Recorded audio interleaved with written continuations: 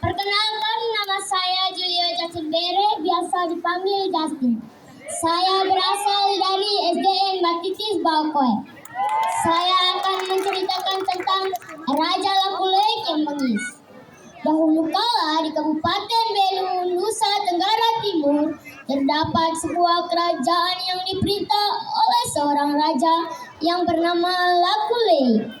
Ia adalah raja yang bengis dan kejam, suka menganiaya bahkan menghabisi nyawa orang lain. Ia juga gemar berjudi, memiliki sifat serakah, ingin menjadi raja untuk selamanya dan tidak mau mempunyai anak laki-laki. Suatu hari, Raja Lakulek mengadakan perjalanan jauh bersama para pengawalnya untuk berburu ke hutan. Sebelum berangkat, ia berpesan kepada sang permaisurinya bernama Naifeto yang sedang hamil tua. "Hai permaisuriku, aku akan meninggalkan istana ini dalam beberapa hari. Jika kalau kau melahirkan anak perempuan, rawatlah ia baik-baik. Tapi jika melahirkan anak laki-laki, maka habisilah nyawanya dan kuburkanlah mayatnya di bawah tangga istana ini." "Baik, Kanda," jawab Naifeto. Tidak lama setelah raja pergi, Naifeto melahirkan seorang anak laki-laki yang tampan dan sehat. Bayi itu diberi nama Onumuti. Betapa senang hatinya memiliki bayi tersebut. Ia ingin merawatnya dan membesarkannya, namun ia harus melaksanakan pesan suaminya. Dalam keadaan bimbang, ia pun berdoa meminta petunjuk kepada Tuhan. "Ya Tuhan, berikanlah hamba petunjuk-Mu atas permasalahan ini." Akhirnya, Naifeto menemukan jalan keluarnya. Aku tahu caranya. Sebaiknya putraku kuganti dengan seekor anak anjing yang akan kukubur di bawah tangga istana." Naifeto segera menangkap seekor anjing, lalu menguburnya di bawah tangga istana. Dan Onumuti ia serahkan kepada adik Raja Lakulek bernama Veto Ikun untuk diasuh. "Tolong rawatlah Onumuti, tapi jangan sampai raja mengetahui rahasia ini. Jika raja mengetahui rahasia ini, maka nyawa Onumuti akan terancam," jawab Veto Ikun. "Baiklah, aku akan merawat bayi ini dengan sangat hati-hati agar tidak ketahuan oleh sang raja."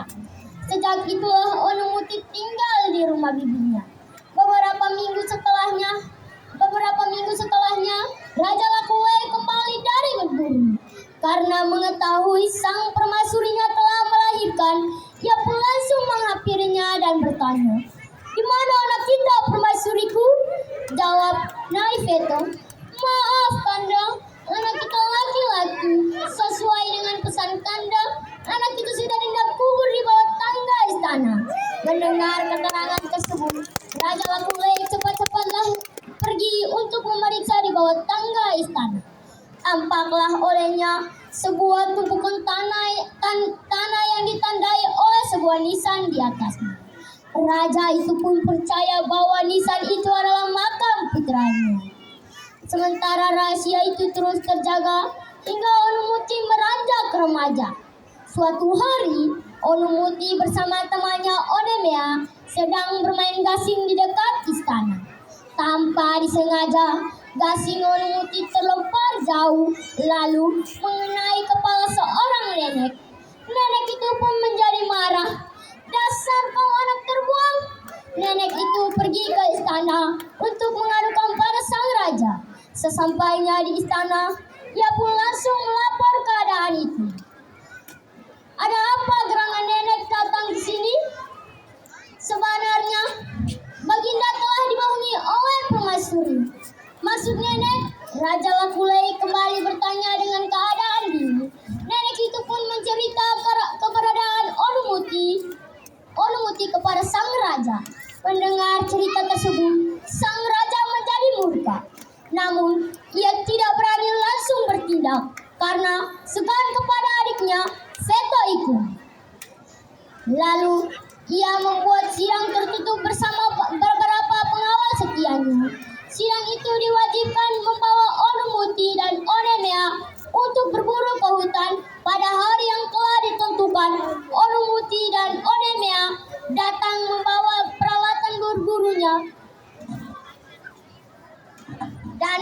membawa seekor ayam jantan. Sesampainya di istana, mereka berdua langsung berbaur bersama rombongan sang raja menuju ke hutan. Sesampainya di hutan, mereka langsung berburu hingga sore hari. Ketika hari mulai gelap, Raja Lakulek menyuruh Onumuti untuk tidur di pondok kecil. Dan Onemia bersama rombongan sang raja tidur di luar. Ketika semua orang mulai terlelap, perlahan-lahan Raja Lakulek mengeluarkan pedang lalu menebas kepala Onumuti. Kepala anak yang tidak berdosa itu terpisah dari tubuhnya. Keesokan harinya, semua orang panik. Tiba-tiba, Onemia berteriak histeris. Wow! Ketika mayat Onumuti dimakamkan, perlahan-lahan, Onemia mengikat seekor ayam jantan di misalnya.